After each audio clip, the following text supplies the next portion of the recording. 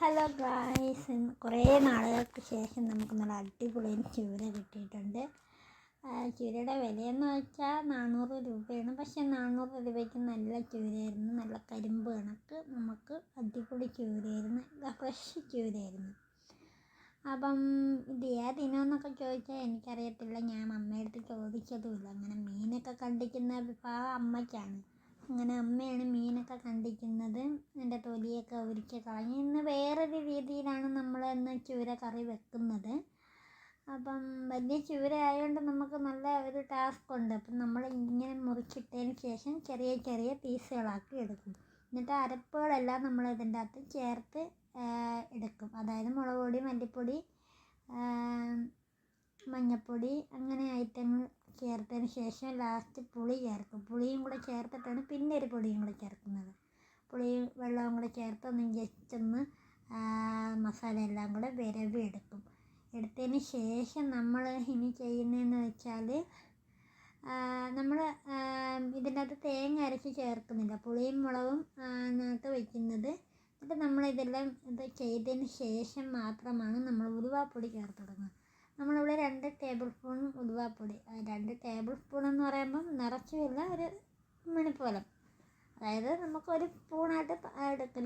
വളരെ ചെറിയ സ്പൂൺ എടുക്കുക. എന്നിട്ട് വീണ്ടും പുളിവെള്ളം എടുത്ത്, പുളിവെള്ളം നമ്മൾ മൊത്തത്തിൽ ചേർത്തിട്ടില്ല, കുറച്ച് പുളിവെള്ളം കൂടെ എടുത്ത് നല്ലതുപോലെ തിക്കായിട്ട് വിരവിയെടുക്കുക. അതായത് മസാല മീനിനെല്ലാത്തിനും കൂടെ പിടിക്കത്തക്ക രീതിയിൽ നമ്മൾ തിക്കായിട്ട് എടുക്കും. എന്നിട്ട് നമുക്ക് ഇതിനകത്ത് വേണ്ട ഐറ്റംസ് എന്ന് വെച്ചാൽ പച്ചമുളക്, ഇഞ്ചി, കൊച്ചുള്ളി, തക്കാളി, പിന്നെ കറിവേപ്പില. ഇത് കണക്ക് നമ്മൾ അരിഞ്ഞെടുക്കും. അപ്പോൾ നമ്മൾ ഇതിനകത്ത് എടുത്തിരിക്കുന്ന മെയിനായിട്ട് ചേർത്തിരിക്കുന്ന ഉള്ളി എന്ന് വെച്ചാൽ കൊച്ചുള്ളിയാണ് എടുത്തിരിക്കുന്നത്. എന്നിട്ട് നമ്മളിത് അടുപ്പിലോട്ട് വെച്ചതിന് ശേഷം അരപ്പ് നമ്മൾ വെള്ളമൊന്നും വേറെ ആഡ് ചെയ്തിട്ടില്ല. ആ പുളിയുടെ വെള്ളം തന്നെ ഉണ്ട്. അപ്പോൾ അത് ഞൊടിഞ്ഞ് കയറുന്നുണ്ട്. എന്നിട്ട് നമ്മൾ അടിപൊളിയായിട്ട് നമ്മൾ നല്ല മണമൊക്കെ ഉണ്ട്. നമ്മൾ മലക്കറി ഐറ്റങ്ങൾ തക്കാളിയും ഉള്ളിയൊക്കെ നമ്മൾ ഇട്ടിട്ടുണ്ട്. നല്ല അടിപൊളിയായിട്ട് വെന്തിട്ടുണ്ട്. അടിപൊളി ടേസ്റ്റ് എന്ന് വെച്ചാൽ അടിപൊളി ടേസ്റ്റാണ്. നമുക്ക് വീഡിയോയിൽ കാണുന്ന കണക്കുള്ള കളറും നല്ലതാണ്, രുചിയും അടിപൊളിയായിരുന്നു.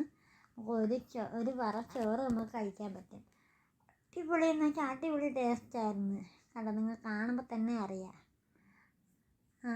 പിന്നെ നിങ്ങൾക്ക് ചൂര ഇഷ്ടമാണെന്നുണ്ടെങ്കിൽ ഒന്ന് കമൻറ്റ് ചെയ്തേക്കണേ. പിന്നെ കടുകൊക്കെ താളിച്ചിട്ടുണ്ട്. വീണ്ടും ഇത്രയായി.